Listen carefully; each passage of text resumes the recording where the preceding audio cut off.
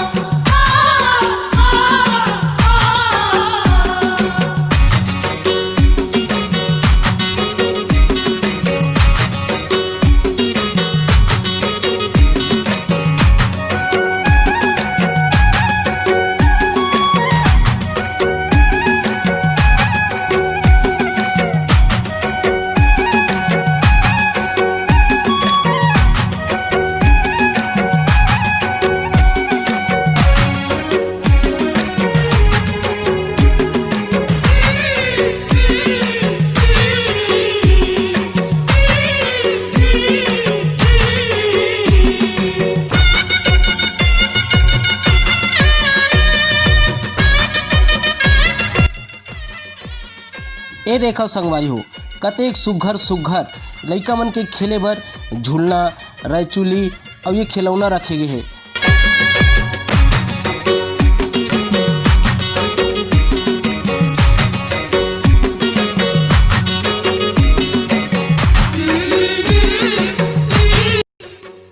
वाह कतेक खूबसूरत फिसल पट्टी है और लइका मन देखो इमें भारी मजा करत है, कतना आनंद लेवत है।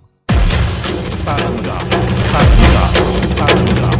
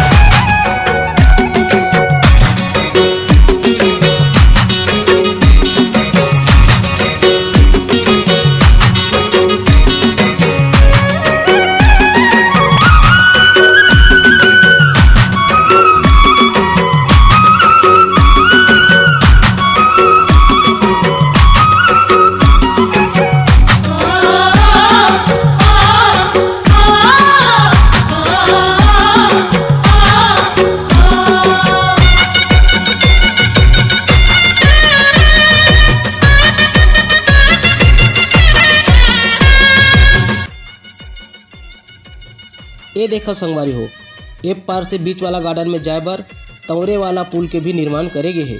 काबर किए है पानी के ऊपर में तैरत रथे।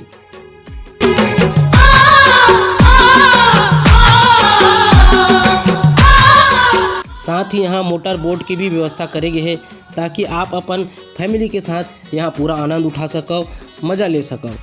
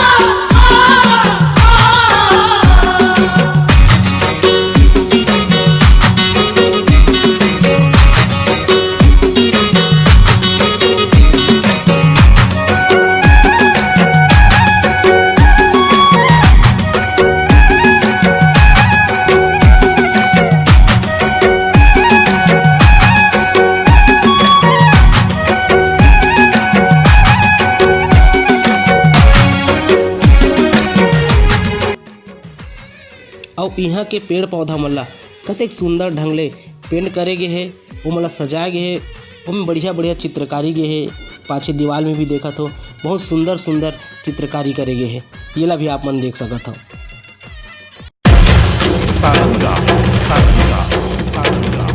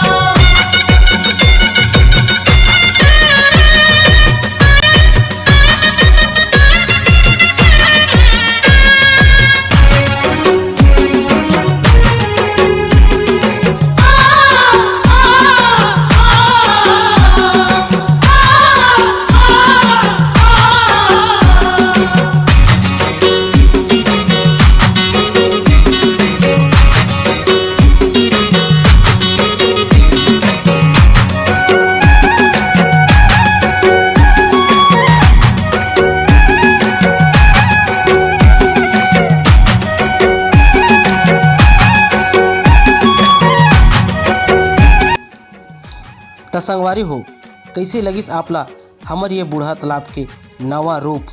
त आप मन से हाथ जोड़ के विनती है कि एक घाव अपन पूरा परिवार सहित लोग लइका पिचका ला धर के एक बार जरूर बूढ़ा तालाब गार्डन के दर्शन करे बर आओ, घूमे बर आओ। तब तक जय जोहार, जय छत्तीसगढ़। धन्यवाद दोस्तों। छत्तीसगढ़ी गाने और फिल्मों की शूटिंग देखने के लिए मेरे YouTube चैनल को अभी सब्सक्राइब करें और बेल आइकन के बटन को क्लिक करें।